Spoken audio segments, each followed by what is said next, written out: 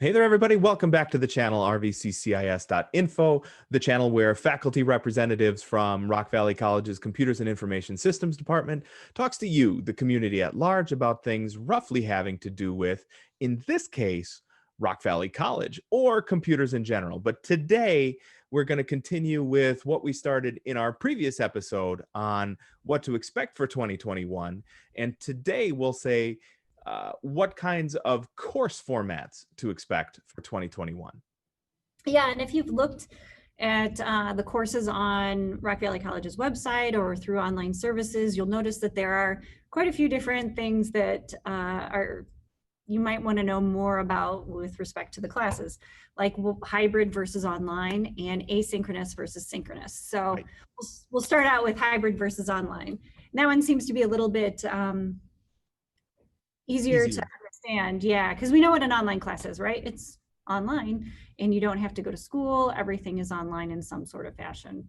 And then hybrid, you'll go to school for a little bit. It just depends on what day and time they have listed. So that's where, and we're going to say this many, many times again. I think I said it like 20 times in the last one.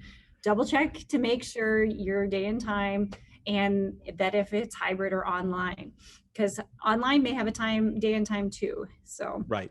So where you should be looking for this, we should probably start at the very, very beginning, is if you go to either rockvalleycollege.edu or if you go to online services, you will find that there are two different ways that you can tell how your course format is going to be presented. So you can look at, number one, you can look at the course title, and number two, you can look at the course time, because those are going to be your major clues as to, what's the format of the course going to be. In the course title, there will either be an H or an O. So H is for hybrid, O is for online. And if you check the times, if the time says online, guess what? You're online. And if the course has times listed, you're not necessarily in a classroom, but you will meet probably at least for some of that duration of that time. Right. So, and then the section number, believe that's what Eric's talking about, is the section number will start with an H or an O, and that's where your hybrid versus online. And then the other part is asynchronous versus synchronous. I'm kind of twitchy today, sorry, but Caffeinated. yeah, I'm very caffeinated this morning is what it is. So asynchronous means you can do the class at any time. Actually, in CIS, we love this because we never know if our students are teaching or working during the day or at night or, all over the place. Sometimes we have students working at UPS. So yeah, so our classes, even if they're at night, are in the middle of the day or, in early morning for them. So yeah. Yep, so you'd have videos available to watch. The assignments would be due at a certain time. For example, I just make everything due at the end of the week on Sunday night at midnight. But you want to be careful that I do that, but not everybody does that. So, so asynchronous, you can do it whenever you have time. Synchronous, so like say, for example, you had an online synchronous. Jim Conley has one for CIS 276. It is Tuesday, Thursdays at 9 o'clock. And so you'd meet as a Zoom, he'd send out a Zoom link and then you'd meet at those times. So you just need to be careful of that and watch and see what it's, when your class is going to meet and make sure you're online at that time. Right. And the hybrid class we already talked about. Right. And one of the things, because this is take two for this episode, one of the things we should probably mention that we didn't the previous time around is the idea of attendance. So attendance is a little bit differently marked when you are in an online class or an online asynchronous class than if you are on, or in rather, a hybrid class or an online synchronous class. So if there are times listed for you for when that course is going to be run, that means you have to be there. So if it says from 6 to 10 p.m. on Thursdays, that means you are attending either from your home or from, a lab at RVC. You are attending from 6 to 10 on Thursdays, if there is no time listed there, the way that we would measure attendance is for you to have handed in an assignment or contributed in a discussion, or at least let your instructor know that, hey, I'm going to be absent, this Right. week or what have you. And that's the way that we would take attendance during an online course. Yeah, and you should also know that we do what is called enrollment verification form in the beginning of the semester. Mhm. So if you haven't contacted us that first week, we might say that you have not attended the course in an Right. online. And we also have to do midterms as well as the final grade. So keeping in contact with your instructor, even in an online course, is very, very important.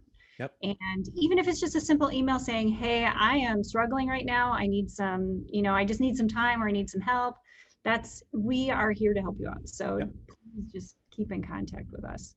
And I think the other thing that is on the schedule that students need to pay attention to is whether it's 16-week, 8-week, or we have interim courses that are 4 weeks as well. So we have different course formats Mhm. throughout that semester. So you want to pay attention to the start and end time of your class. Right, because there are early start 8-week courses and late start 8-week courses. So some courses are meant to really maximize how many credits you can get in a certain degree field. So like, for example, we've got Web 101 and Web 102. And if you're taking it here in the fall, you can take 8 credits of web work in 16 weeks. Or like with Cisco courses, you can do 1 and 2 or 3 and whatever we're going to call 4 again. Yeah, So third prep class, yeah. yeah, cert prep. So you can do those and maximize your time with 8 credits in 16 weeks. Yep. And it is a 16-week course in 8 weeks, so it is a lot in 8 weeks. I've had students take the Cisco one and Eric's Web 101 at the same time, and it's a lot of work. Mhm. It's doable. It's definitely doable, but it is a lot of work. So you need to kind of think about that. When we take a 16-week class and put it into 8 or even 4 weeks, it's a lot of time outside of class. Yeah. Yeah, So the 4-week courses, you should know that you need to buckle in, mhm, because those are one heck of a ride for 1 month. So you are looking at, on average, I think it's more than 16 hours of work a week for that.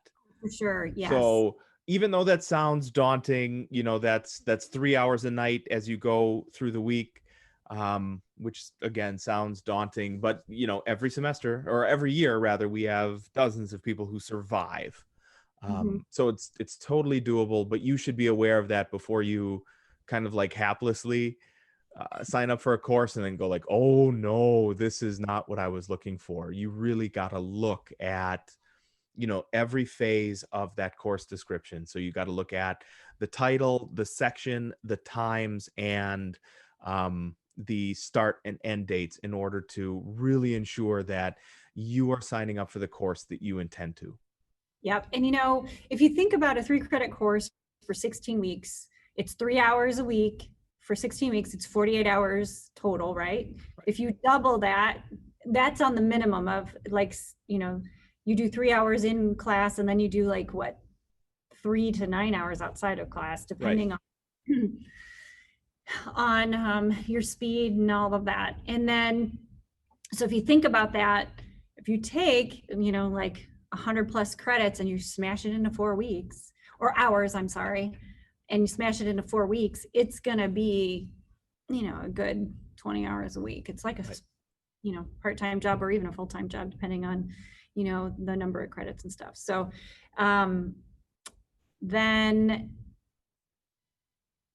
then you just need to double check and make sure that you have the correct format for you. We try in CIS, we only really offer CIS 102 as a 4-week class, and anything that is going to be, that is not going to be crazy complicated. So we would never offer a Cisco class Right. or That would be too much. or a programming class. Right. 4 weeks. We like those at 8-week format. And I shouldn't say we'll never offer it because, You never know. right. So we generally do the lighter courses in the 4-week format. Mhm. So the very last piece of advice I think we would have is if you have any questions about how the course is going to go, if you have any questions about flexibility that you might need for, if you whatever the case might be, you might be on vacation, you might be starting a new job, you might be moving. There's 1,000 reasons why you would need a little bit of clarification on how a course is going to go. The easiest way to get those answers is to reach out to the instructor. So I understand that for the time being, anyway, um, if you go through rockvalleycollege.edu or if you go through online services, many of those courses or most are still listed as TBA. Just reach out to one of the instructors in that department and say, hey, could you let me know who or if you or whatever are Mhm. teaching this course? And I think for the most part, we would be happy to let you know who the TBA is. Yep. 'Cause I'm Yep. TBA, Stephanie is TBA. Um, it just happens. Yeah, I think the biggest example is they put you down for a CIS 102 and then put TBA for Web 101. So Right. you all know Eric's going to teach Web 101 instead of CIS 102 if it comes down to it. So things change. And yeah, Mhm. we're here to help you and just let us know if you have any questions on anything. Yep. If you do have questions on anything, we do still check the comments down below.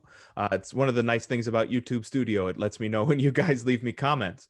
So leave us a comment down below and let us know about your preferred course formatting, or if you have any issues with the way that courses are formatted or preferences for the way that courses are formatted. If while you're down there, you like the content here, please think about hitting that like and subscribe button and hitting that bell if you want to be made aware of new content as it becomes available. Speaking of content, we have lots more of it. If you follow us on our social media, we are on Facebook, on Twitter, on anchor.fm if you like the idea of videos but without the video part.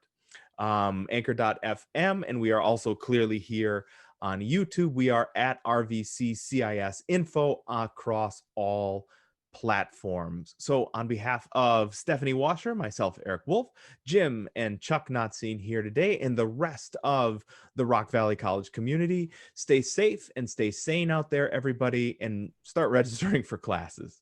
Yes, please do. Don't wait.